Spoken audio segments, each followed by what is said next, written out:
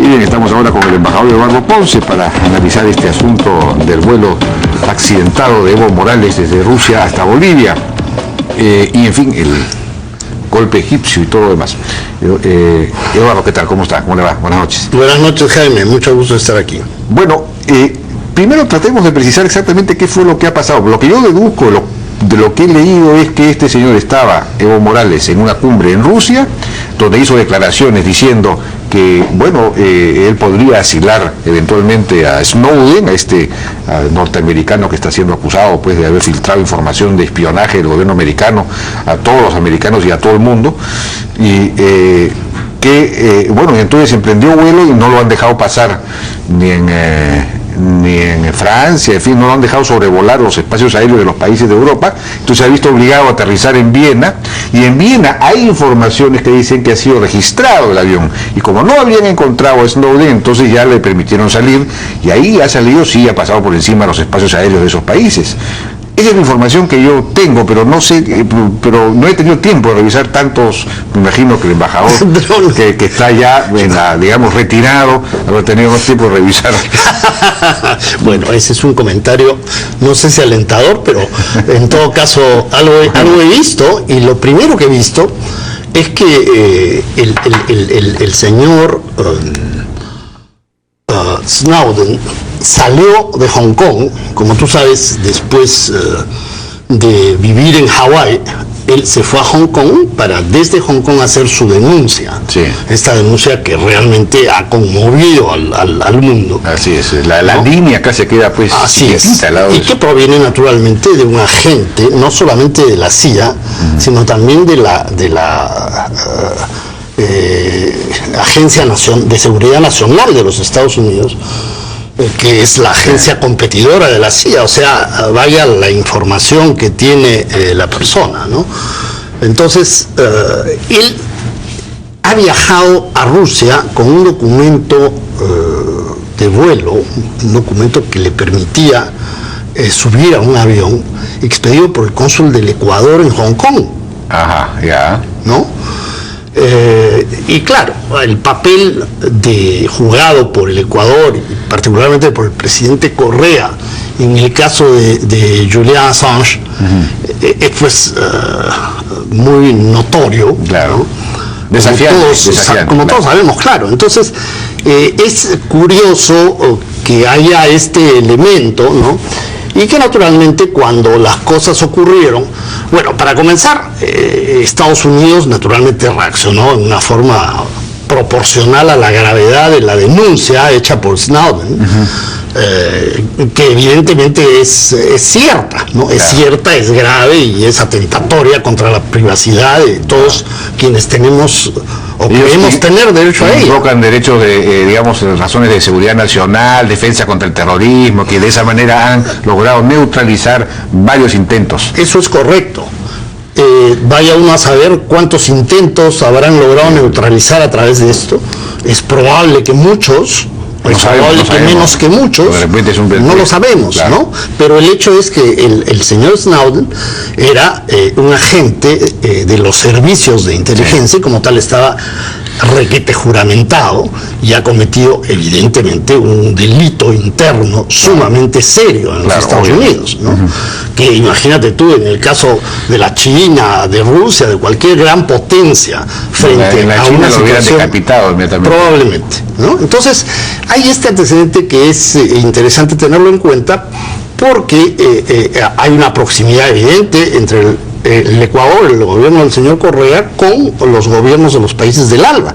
Entonces, este viaje de Evo Morales a Moscú se produce en ese escenario. Y es bien curioso que Rusia, con la relación especial, digamos, que tiene con los Estados Unidos, lo haya mantenido en la zona en tránsito, donde todavía se encuentra el señor Snowden. O sea, Snowden no tiene un pasaporte porque Estados Unidos se lo ha retirado, es un indocumentado, no hay dónde ponerle una visa. ¿No? Entonces está confinado al sector de tránsito del aeropuerto de Moscú. Es más, Putin declaró que aceptaba que ingresara a territorio, es decir, darle asilo a Snowden, siempre y cuando no hiciera declaraciones contra Estados Unidos, ¿no? Y siempre y cuando pidiera el asilo como tiene que ser desde el territorio, porque sería un caso de asilo territorial, ¿no? Además no tiene tratado el señor Putin con los Estados Unidos, pero sí, en efecto, ha hecho esa declaración de que, de que un eventual asilo tendría que ser sobre la base de un compromiso del señor Snowden de no ponerlos en dificultades con sus socios americanos. O sea, que los rusos de alguna manera, digamos... Pero es que en el caso, como te digo, de agentes de inteligencia que tienen esta barbaridad de información, todas las potencias que cuentan con servicios de inteligencia importantes tienen que estar sumamente preocupadas porque, en fin, lo que ocurrió con esto de los papeles del Pentágono, ¿no? Fue en 1970 y tantos, pero lo de Assange acaba de ocurrir. Sí, pues, y en este caso se trata de un norteamericano. Si Rusia acoge a Snowden para que haga declaraciones contra Estados Unidos podría retaliar o tomar represalias y revelar, Dios sabe qué cosas de los rusos, digamos, de Putin y otros. Entonces, claro, yo han dicho, a lo mejor no me meto en este problema. Claro, entonces ocurrió algo que a mí me pareció muy sintomático. Yo nunca he visto en realidad que los secretarios generales de los organismos internacionales emitan comunicados así ad libitum, por sí ante sí, como es el caso del secretario general de UNASUR, que hoy día yo me desayuné con este comunicado de la Secretaría General de UNASUR, anterior al comunicado de UNASUR. Bueno, pero antes de eso, no hemos terminado de saber qué fue lo que pasó. Finalmente... Claro, hubo, según el propio Choquehuanca, y por eso mencionaba este comunicado, ¿no? Porque en el comunicado del secretario general de UNASUR se dice, de acuerdo a la versión del canciller David Choquehuanca, la negativa de sobrevuelo de ambas naciones, se refiere a Francia y Portugal, textualmente, ¿no? España tampoco le ha permitido aterrizar en Canarias, ¿no? Pero aquí se refiere a Luis Rodríguez, el secretario general de UNASUR, a estos dos países. Y dice que Choquehuanca, el canciller de Bolivia, dijo que esta negativa del sobrevuelo, ¿no?, se debió a la circulación de información malintencionada, ¿no?, donde se aseguraba que el exagente de la CIA estaría viajando en ese vuelo. Entonces, naturalmente, todas las alertas rojas se prendieron, los permisos de sobrevuelo concedidos se retiraron. Esto vaya uno a saber cómo lo ha manejado cada país. El presidente de Francia dice que no estaba enterado, y es evidente que ningún presidente se entera de los permisos de sobrevuelo que otorga un país, ¿no? Son trámites que se hacen por docena en las cancillerías. De sobrevuelo a un presidente de un país no sé. Pero me refiero, la tramitación de los permisos de sobrevuelo es una cosa súper burocrática en las embajadas y consulados, ¿no? Entonces, se le retiraron los permisos, luego se ha convertido esto naturalmente en un escándalo en todos estos países. El presidente francés ha dado explicaciones, el canciller lo ha llamado al canciller Choquehuanca, es decir, las disculpas han llovido, y la situación está... Pero el hecho es que el avión tuvo que regresar, aterrizar en Viena, y hay la información de que fue registrado. ¿Esto es verdad? Yo también leí esa información, me parece que en El País, ¿no? Y me pareció preocupante porque la fuente era un funcionario del Ministerio del Interior austríaco. Sin embargo, leí después que el portavoz del Ministerio del Interior de Austria había informado que no había sido registrado el avión, que lo que habían hecho era revisar los pasaportes de toda la tripulación. Bueno, pero ahí es una manera de revisar si quién está y quién no está. Claro, pero lo que pasa es que la nave presidencial tiene, cuando el presidente está en ella, naturalmente una situación muy particular de inviolabilidad, ¿no? De inviolabilidad. Claro, es exactamente el mismo caso de las embajadas, y en este caso lo que se plantea evidentemente son los derechos establecidos en la Convención de Viena sobre relaciones diplomáticas y consulares. Entonces, aparte de que por la situación política en la que Estados Unidos está pero no está, porque realmente no estaba involucrado en el territorio norteamericano, pero sí se le atribuye haber presionado para que los países europeos le retiren el permiso sobrevuelo. Bueno, hay un vocero del Departamento de Estado que ha dicho que vayan ustedes a preguntarle a esos países, yo no sé nada, claro, eso es lo que ha dicho, pero tampoco ha negado que le hayan pedido a esos países que no los dejen volar, ¿no? Bueno, obviamente Estados Unidos les ha dicho. No dudo que están absolutamente en contacto todos los servicios, porque la gran preocupación, creo yo, es permitir tener un segundo caso Assange. Claro, ¿no? Claro. Y dar un ejemplo absolutamente desastroso para todos los servicios de inteligencia de todos los países que bueno, tienen. El propio presidente Correa parece haber dado marcha atrás en la idea de asilar o darle asilo a Snowden, ¿no? Han dicho que era un error no sé exactamente, no sé qué error cometió, el haberle dado ese salvoconducto. Evidentemente. ¿A qué error se refiere? A ese de Hong Kong a Moscú. Y yo creo que en el caso de personas que hablan tanto, ¿no? Sí, pues, porque cuando se habla tanto y con tanta virulencia y ansiedad, como es el caso del presidente Correa, la primera vez que tocó este tema, realmente nos inundó de palabras, como suele ocurrir, ¿no? Debe haber notado que habló un poco demasiado, después se ha retraído probablemente, y además ha desautorizado a su cónsul en Hong Kong. Dijo que había actuado sin instrucciones. Lo que pasa es que, pero sin embargo, había este tema de las exportaciones acogidas a la TPDA, que tienen preferencia arancelaria, si no pagan arancel cuando entran a Estados Unidos. Hubo un cierto movimiento en el Ecuador diciendo, oiga, nos van a cortar esto. Aparentemente Estados Unidos habría hecho uso de esa presión y el presidente Correa se le iba a decir, renunciamos a las preferencias, con lo cual los empresarios se fregaron y además les podemos dar 20 o 30 millones de dólares.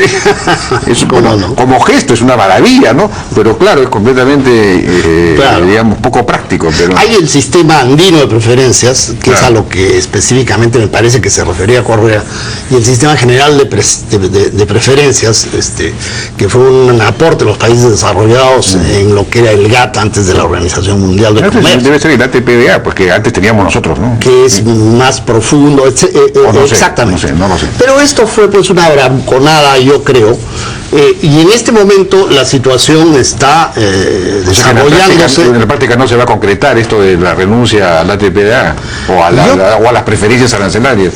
Yo creo que algo puede ocurrir en Cochabamba, donde mañana se reúnen ahora los presidentes en Cochabamba, mañana. No es una reunión propiamente de UNASUR, me parece.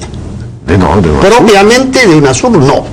Es una reunión de los países de UNASUR, pero en la que los jefes de Estado se han convocado, porque en este comunicado del secretario general de la UNASUR, que fue llamado por el presidente Correa, ¿no? O sea, como mandatario del país, él lo llama por teléfono al secretario general de UNASUR y le dice que circule una invitación para una reunión de una cumbre de jefas y jefes de Estado. En la UNASUR siempre que... fue el presidente Correa el que llamó al secretario Ali para que claro. Pasando entonces, por encima del presidente pro tempore, que es el presidente Humala. Exactamente.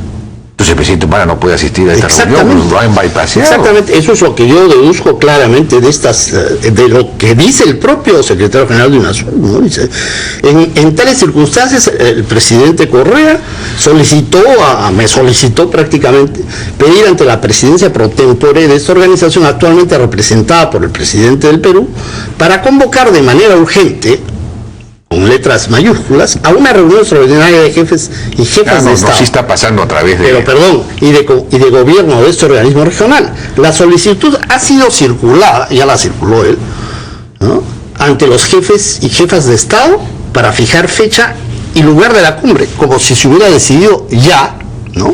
Y además esto lo dice en público. Comunicado de la Secretaría General de la OEA. Y antes del comunicado, ¿no?, de la propia UNASUR. Entonces, he dicho, perdón, he cometido un lapsus. Lo que pasa es que el señor Insulza, por excepción, ha hecho también un pronunciamiento, O sea, lo que no dice cuando se violan los derechos democráticos y las libertades fundamentales.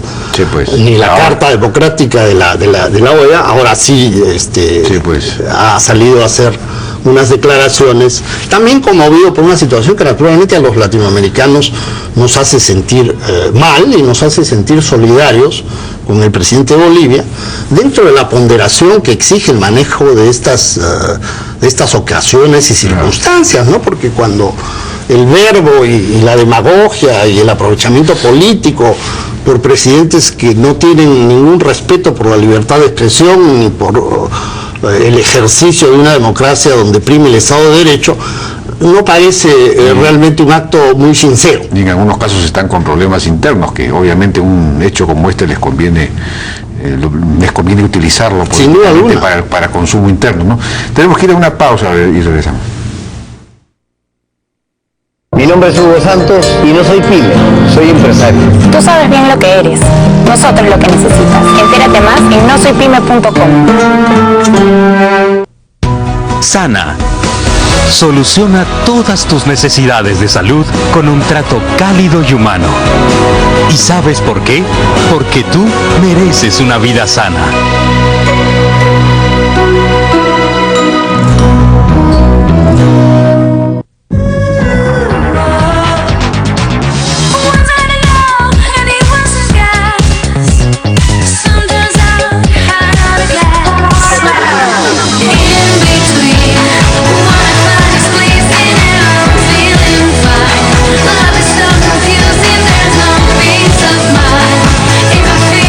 Únete a la fiesta y aprovecha nuestros precios especiales por aniversario. Ponte Happy Verde en Saga Falabella.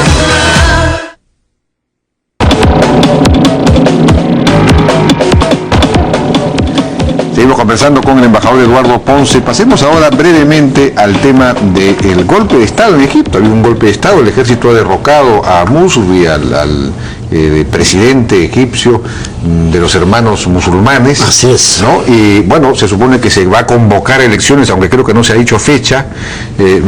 Se va a cambiar la constitución, en fin, hay un gobierno de supuesta unidad nacional. El presidente del Tribunal Constitucional, creo, está de presidente interino, ha sido puesto ahí, digamos. ¿Qué comentario puedes hacer sobre esto? Bueno, lo que yo he visto desde hace ya un muy buen tiempo es que el descontento en Egipto y la decepción ha ido increciendo, ¿no? Hasta llegar a niveles de casi desgobierno en el país. Entonces, tanto en Egipto como en Turquía, como se sabe bien, los ejércitos son prácticamente un partido político, ¿no? Sí, pues. Y esos ejércitos tienen mucho que ver con el secularismo, ¿no? En esas sociedades. De tal manera que como los hermanos musulmanes, que es una organización madre de todo el movimiento islamista, ¿no? Porque Hezbollah de alguna manera jamás, sobre todo, pero esta es una organización que nació en 1928, ¿no? Sí, pues. Y por supuesto en Egipto. Claro. Entonces, en estos países donde hay un elemento islámico político tan fuerte, los islámicos llegan al poder y ya se sabe qué es lo que va a ocurrir, y empezó a ocurrir en Egipto, ¿no? Luego de la penosa experiencia que tuvieron con Mubarak al fin de su gobierno, resulta que empezó a ocurrir exactamente lo contrario y se empezó a discriminar a los no islámicos. Claro. ¿No? Sí, y la propia constitución aprobada tenía pues elementos islámicos que fueron rechazados por el sector moderno, digamos. Y estos son, digamos, revueltas de esta, ahora que está de moda, la clase media moderna, más, digamos, menos fanática desde el punto de vista religioso, ¿no? Tanto en Egipto como en Turquía, porque lo que está pasando en Turquía también es ese sector de la clase media más moderno, más integrado a Occidente. A mí me pareció muy sintomático y muy ilustrativo, por ejemplo, que este anuncio del jefe de las Fuerzas Armadas golpistas lo hiciera con la doble compañía, ¿no? Del Papa de los coptos, de la iglesia copta, Ajá, sí. Son 10 millones de egipcios, 10 millones son, ¿no? Tanto. ¿no? Y con el presidente del Tribunal Constitucional, ¿no? Y que inmediatamente dijera que quien se va a encargar del gobierno en el interinato es el presidente del Tribunal Constitucional hasta hacer una nueva constitución. En fin, ya se verá lo que salga en Egipto, pero es una transición, entre comillas, y una especie de hoja de ruta, según he visto, que están de moda, pero por un sendero más o menos conocido y que tiende a evitar la islamización del país, porque yo creo que la práctica, la experiencia, mejor dicho, que han tenido con este gobierno, este ensayo islámico en el gobierno del país, ha sido muy malo para los egipcios, que han tenido una etapa, ¿no?, de desarrollo económico y de retroceso muy, muy importante. Cuando aparecieron todas estas movilizaciones y revueltas de la llamada primavera árabe, algunos interpretaron esto como precisamente movilizaciones seculares de las clases medias emergentes, etcétera, pero o democratizantes, pero básicamente en realidad fueron movimientos religiosos islámicos contra dictaduras seculares, la de, ¿no? Así ¿no? es, así es. Dictaduras militares o no militares, Así pero es. seculares. Lo que estaría ocurriendo ahora es el reflujo, entonces, de la primavera árabe. Exactamente, eso es. Y lo que preocupa es que estas idas y venidas, estas subidas y bajadas, son consecuencia de un manejo poco cuidadoso de la democracia, ¿no? Porque es la democracia con sus libertades y sus derechos la que, cuando la gente que se aprovecha de ella para tumbarla triunfa, Sí, pues.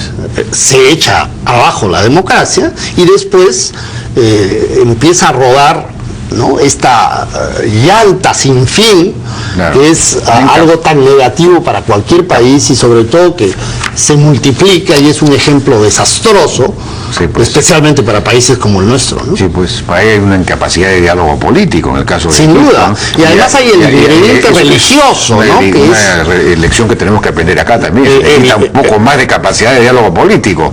Eso es una cosa que habría que pedirle al presidente. Felizmente no tenemos elementos religiosos en el Perú por el momento. No, sí, pues, por el momento, tú dices por el momento. Bueno, ahí están los evangélicos, que tienen mucha fuerza en algunos partidos políticos, en el Congreso, ¿no? No sé. Pero hay coptos Y también evangélicos está también. el Opus Dei, que tiene mucha fuerza. No, el elemento religioso cuenta. La Iglesia Católica siempre ha tenido. Bueno, muchísimas gracias, Con todo gusto, Jaime. por tu participación en la Hora N. Fue Eduardo Ponce, el embajador Eduardo Ponce. Vamos a una pausa, regresamos ahora con Jorge Morelli para analizar unas encuestas que acaba de sacar GFK sobre el fujimorismo y ver también un poco la posición de esta agrupación post rechazo del indulto.